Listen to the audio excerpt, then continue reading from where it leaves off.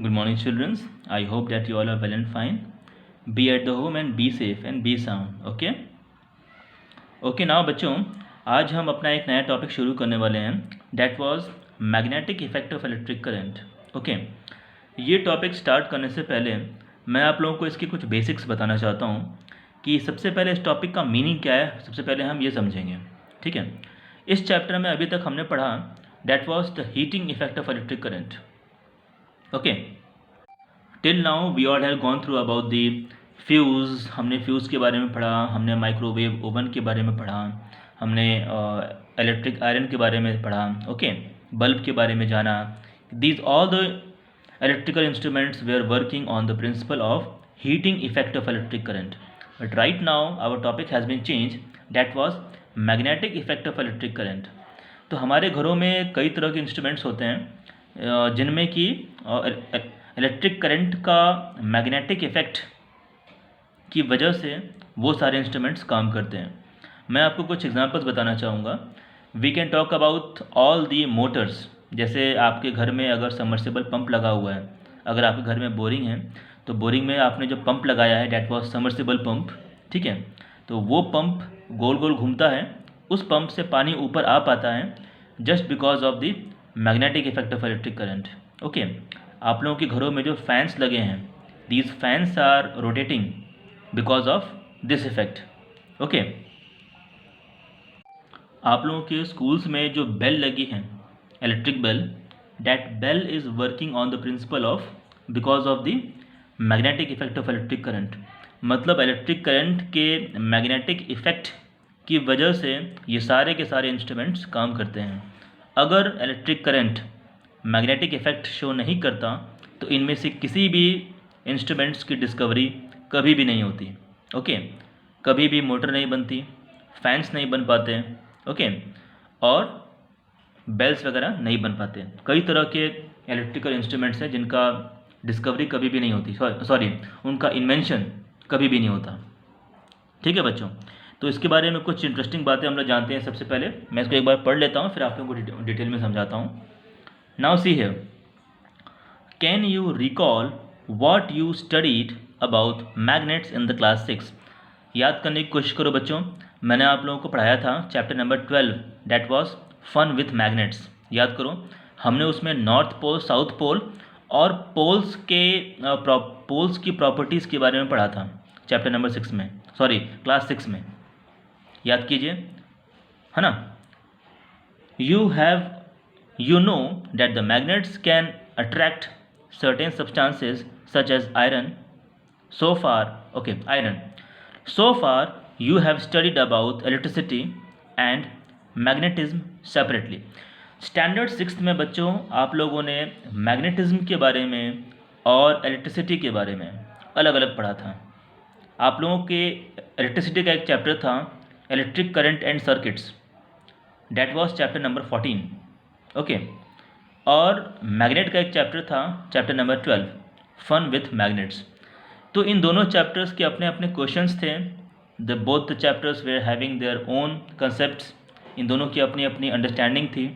लेकिन स्टैंडर्ड 6 में आप लोगों को मैंने ये नहीं बताया था कि एक पॉइंट ऐसा आता है जहाँ पर करंट और मैग्नेटिज्म दोनों साथ साथ चलते हैं. मतलब स्टैंडर्ड 6 में तो आपने दोनों को सेपरेटली पढ़ा था, इलेक्ट्रिक करंट अलग था और मैग्नेटिज्म अलग था. लेकिन अभी मैं आप लोगों को ये बता रहा हूँ कि इलेक्ट्रिक करंट से ही मैग्नेटिज्म प्रोड्यूस होता है. Okay, this is the new concept for all of you and this is very very important to be understood. इसको समझने के लिए कई तरह की बातें अभी हम आगे इस चैप्टर में करने वाले हैं. लेकिन basically at this sort of time, इस पॉइंट ऑफ टाइम पर आप लोगों को ये बात समझ जानी है कि हमारे घरों में जो इलेक्ट्रिक करंट फ्लो होता है, उस इलेक्ट्रिक करंट के फ्लो होने की वजह से कुछ कंडीशंस में magnetic effect electric current show करता है. मतलब करंट के जो वायर्स होते हैं, करंट के वायर्स के पास में अगर आप कंपास बॉक्स रखोगे और उस करंट से, उस वायर से अगर आप करंट को पास करते हो, then the needle of the compass will get deflected. Okay, this will show that the flow of current is causing some magnetism in the wire. Due to which the magnetic needle in the compass has got deflected. ठीक है बच्चों। However, did you know that electricity and the magnetism are closely related? क्या ये बात आप लोग जानते हैं? नहीं जानते हैं तो कोई बात नहीं, मैं हूं आप लोगों को बताने के लिए। नाउ सी, ये एक्टिविटी हम लोग बाद में करेंगे। All of you come down, नीचे आ जाइए आप सभी लोग। इलेक्ट्रोमैग्नेट। देखो बच्चों, ये जो आपका टॉपिक है magnetic effect of electric current, इस टॉपिक को ज़्यादा डीप में और ज़्यादा अच्छे से समझने के लिए हमें इलेक्ट्रोमैग्नेट के कॉन्सेप्ट को बहुत अच्छे से समझना होगा। ठीक है, क्योंकि यहाँ पर मैं इलेक्ट्रो और मैग्नेट्स मतलब इलेक्ट्रिसिटी और मैग्नेट इन दोनों को कंबाइन करने जा रहा हूँ। ओके, मैं आप लोगों को एक कॉन्सेप्ट बताऊँगा, उस कॉन्सेप्ट की वजह से, उस एक्टिविटी की वजह से, मतलब उस काम की वजह से हमें करंट की वजह से मैग्नेटिज्म ऑटोमेटिक मिल जाता है, और उस मैग्नेटिज्म का हम यूज़ करते हैं कई तरह के इलेक्ट्रिकल इंस्ट्रूमेंट्स को बनाने में। ठीक है, अब देखो इलेक्ट्रोमैग्नेट्स होता क्या है, ज़रा इसको देख लो आप लोग। We have seen in the above activity that the current carrying conductors behaves like a magnets. कोई बात नहीं, ये हम क्लास में करेंगे तो देख लेंगे। यहाँ से देखिए, an electromagnet is a device that acts like a magnet when an electric current is pass through it. Electromagnet एक ऐसा डिवाइस होता है जब आप उसके ऊपर से करंट पास करते हो, या फिर जब कभी भी आप इस इंस्ट्रूमेंट से करंट पास करते हो तो आपको मैग्नेट मिल जाता है। आप इसको इस तरह से समझो, an electromagnet is a device that acts like a magnet. मतलब इलेक्ट्रोमैग्नेट एक ऐसा डिवाइस है जो मैग्नेट की तरह तब काम करेगा जब N electric current is pass through it, जब उसके अंदर से इलेक्ट्रिक करंट पास करेगी। ठीक है, it loses it's magnetic property. देखो बच्चों, very very important, it loses it's magnetic properties when the current is switch off. मतलब अगर आप ये जो आप देख रहे हो ना, ये बीच में जो हमने लगाया है, this was the soft iron, okay, and this is the coil, और इस कॉइल में मैं करंट पास कर रहा हूँ। आप जानते हो कि करंट को पास करने के लिए मुझे दो एंड चाहिए, तो these are the two ends. यहाँ से मैं करंट दूंगा, ये पूरा का पूरा करंट गोल गोल घूमेगा, और घूमने के बाद अल्टीमेटली मैं यहाँ पर आएगा। तो इस करंट को मैं चारों तरफ घुमा रहा हूँ। इस आयरन पीस के चारों तरफ मैंने एक वायर को कॉइल कर दिया है, और उस वायर के थ्रू मैं करंट को पास कर रहा हूँ। इसकी वजह से, इस एक्टिविटी की वजह से, मेरे इस करंट को पास करने की वजह से automatic, without any external effort, automatic ये अंदर का जो आयरन है ये मैग्नेट में कन्वर्ट हो गया। ओके, इसका मतलब जब तक मैं इस कॉइल में करंट पास करता रहूँगा तब तक ये आयरन मैग्नेट की तरह बिहेव करेगा, लेकिन अगर मैं इस कॉइल में करंट पास करना बंद कर दूंगा तो ये आयरन मैग्नेट की तरह बिहेव नहीं करेगा। बात समझ में आ रही है?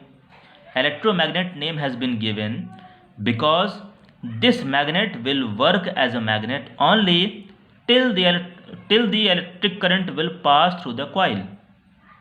As soon as the current will stop flowing in this coil, this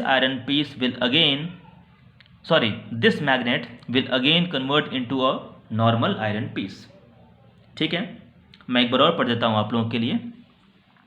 It loses its magnetic properties when the current is switched off. Okay. In the place of single loop of electric wire, as in the above activity, we could increase the magnetic effect by making many turns of the wires. अब देखो बच्चों, अगर आप लोगों ने wire के बहुत सारे टर्न्स बनाए हैं तो आप जितना ज़्यादा टर्न करोगे उतना ज़्यादा स्ट्रॉन्ग मैग्नेट ये बनेगा। मैं आप लोग को बताता हूँ, ये जो कॉइलिंग आप देख रहे हो, इस कॉइलिंग को अगर आप थोड़ा और ज़्यादा कर दो, या तो कॉइलिंग ज़्यादा कर दो या तो आयरन थोड़ा और बढ़ा लो, आयरन का साइज़ थोड़ा बड़ा कर दो और उसके ऊपर और ज़्यादा करंट के वायर्स को अगर आप कॉइल कर दो, तो अल्टीमेटली में इसका जो मैग्नेट बनने का पावर है, इस आयरन पीस के अंदर मैग्नेटिज्म का जो लेवल है वो और ज़्यादा बढ़ जाएगा। ठीक है, तो इलेक्ट्रोमैग्नेट का लेवल अगर आपको ज़्यादा रखना है, मतलब इलेक्ट्रिक के थ्रू आप मैग्नेट बनाना चाहते हो और आप चाहते हो कि वो मैग्नेट काफ़ी स्ट्रांग बने, तो इसके लिए आपको आयरन पीस बढ़ा लेना पड़ेगा और उस आयरन पीस के चारों तरफ मैक्सिमम से मैक्सिमम कॉइलिंग करनी होगी। ठीक है, जितना ज़्यादा कॉइल होगा उतना अच्छा मैग्नेट बनेगा ये। In the place of a single loop of electric wire, as in the above activity, we could increase the magnetic effect by making many turns of the wire. Okay, we could further increase it by wrapping the wire around a piece of magnetic material like soft iron. Okay, ठीक है बच्चों, तो यहाँ पर at least कुछ बातें आप लोगों को क्लियर होगी। मैं बता देता हूँ कि यहाँ तक आप लोगों को क्या क्या क्लियर हो जाना चाहिए कि किसी भी आयरन पीस के चारों तरफ अगर आप सॉफ्ट आयरन लेते हो तो दी बेस्ट है, लेकिन अगर मान लो आपके पास सॉफ्ट आयरन अवेलेबल नहीं है तो नॉर्मल जो आयरन पीस होता है, हमारे घरों में जो नेल्स वगैरह होते हैं, कील होती है, ठीक है, उसके चारों तरफ भी अगर आप कॉइल को वाउंड कर दो, वायर को कॉइल कर दो और उसमें से करंट पास करोगे तो that iron piece will work as a magnet. ठीक है, तो कुछ बातें यहाँ पर क्लियर हो गई हैं हमें कि जब कभी भी आप किसी भी आयरन पीस के चारों तरफ वायर को कॉइल फॉर्म में बना करके उस वायर में करंट पास करोगे तो उस वायर के कोर में जो आपने आयरन पीस रखा है वो आयरन पीस मैग्नेट की तरह बिहेव करेगा। ये बात क्लियर हो गई यहाँ पे। ठीक, अब आगे देखो। Generally electromagnets that are used commercially have a long insulated wires wound tightly many times around a cylindrical core. अब देखो, बेसिकली अगर मैं इलेक्ट्रोमैग्नेट्स के इम्प्लीमेंटेशन की बात करूं तो इस प्रिंसिपल को यूज़ करने वाले फ़ैन, मतलब इस प्रिंसिपल पे चलने वाले फैंस, इस प्रिंसिपल पे चलने वाले एग्जॉस्ट फैंस, ओके, बड़े बड़े मोटर्स, सबमर्सिबल पंप्स, ओके, और ये सारे इंस्ट्रूमेंट्स में आपको मैग्नेटिज्म का अमाउंट किसी में कम चाहिए, किसी में ज़्यादा चाहिए।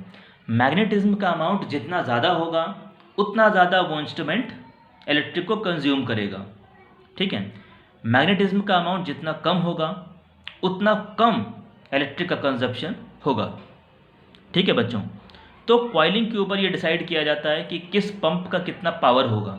अगर आप पानी के पंप की बात करते हो तो मार्केट में पानी के जो पंप होते हैं सभी पंप में प्रिंसिपल तो एक ही होता है, डैट वाज इलेक्ट्रोमैग्नेट। लेकिन इस प्रिंसिपल के बेसिस पर अलग अलग पावर के जो पंप आप बनाते हो उसमें आप देखते हो कि मोटर का जो साइज़ है वो साइज़ भी कम और ज़्यादा होता है। साइज़ कम ज़्यादा क्यों होगा भाई? मोटर अगर आपको ज़्यादा पावरफुल चाहिए तो उसका साइज़ बड़ा होगा। क्यों? क्योंकि आपने उसमें बड़ा आयरन लगाया होगा, उसमें आपने ज़्यादा कॉइलिंग की होगी। अगर आप मोटर के अंदर ज़्यादा कॉइलिंग करोगे तो कॉइलिंग करने के लिए आपको स्पेस चाहिए, ठीक है ना, तो वो मोटर बड़ी हो जाती है। ठीक है, a piece of a soft iron in the core increases the strength of the magnets. तो अंदर का जो आयरन पीस आप लेते हो, अगर वो आयरन सॉफ्ट आयरन हो तो बहुत ही अच्छी बात है, लेकिन अगर नॉर्मल आयरन भी हो तो भी चलेगा। आमतौर पे मोटर्स वगैरह के लिए और फैन के लिए हम सॉफ्ट आयरन का यूज़ करते हैं ताकि उनकी क्वालिटी अच्छी हो। ठीक है, आगे देखो, please turn over the page बच्चों। Now see here, the strength of the electromagnets depends on the number of turns of the wire around the core and the amount of current passing through it. मतलब जिस wire में आप current pass कर रहे हो, देखो, we can refer here the figure. ये figure आप देख रहे हो, इस फिगर में हमने एक वायर लिया है यहाँ से, उस वायर को मैंने एक नेल के चारों तरफ वाउंड कर दिया, कॉइल कर दिया। कॉइल करने के बाद मैंने यहाँ पर उसके सेकेंड एंड से इसको अटैच कर दिया। ठीक, अब यहाँ पर करंट फ्लो शुरू हो गया। अब जैसे ही इस सेल का करंट इस वायर में आएगा और वायर में आने के बाद इसके चारों तरफ गोल गोल गोल गोल घूमेगा, तो इसके राउंड राउंड घूमने की वजह से इस कॉइल के कोर में जो आयरन पीस हमने लगा रखा है यहाँ पे, वो आयरन पीस मैग्नेट की तरह बिहेव करना शुरू कर देगा। This is the principle. इसका प्रैक्टिकल एप्लीकेशन दिखा रहा है यहाँ पे। ये देखो, ये एक आयरन पीस है, इस आयरन पीस के चारों तरफ हमने करंट को पास ऑन कर दिया, और ये यहाँ पर कुछ ऑल पिन्स रखे हुए थे। बिकॉज ऑफ मैग्नेटिज्म ये ऑटोमेटिकली आके यहाँ पे चिपक गए। तो इन ऑल पिन्स ने ये प्रूव कर दिया कि ये आयरन पीस मैग्नेट की तरह बिहेव कर रहा है। ठीक है। अच्छा, अब ये जो आयरन पीस है, इसके अंदर जो मैग्नेटिक प्रॉपर्टी आ रही है, ये मैग्नेटिक प्रॉपर्टी किन बातों पे डिपेंड करती है? ये डिपेंड करती है कि आपने कितनी बार कॉइलिंग की है। कॉइलिंग ज़्यादा होगी तो मैग्नेटिज्म ज़्यादा होगा, कॉइलिंग कम होगी तो मैग्नेटिज्म कम होगा। पहली चीज़। सेकेंड नंबर, ओके बच्चों, नाउ से the iron nail attracts more number of safety pins when wrapped with a coil with more number of turns. मतलब यहाँ पर वायर के जितने ज़्यादा टर्न्स होंगे उतना ज़्यादा स्ट्रॉन्ग मैग्नेट ये आयरन नेल बनेगा। ठीक है। What will happen if the current passing through the coil is switched off. इस कॉइल से जो करंट पास हो रहा है, अगर मैं उसको बंद कर दूं तो क्या होगा? This nail will behave like a normal iron piece, means the magnetism of this nail will get loosed. This nail will get lose its magnetic property. Okay, the iron piece will lose its magnetic effect. That is, it will stop behaving like a magnet and thus will not attract the safety pins. तो ये बेटा कुछ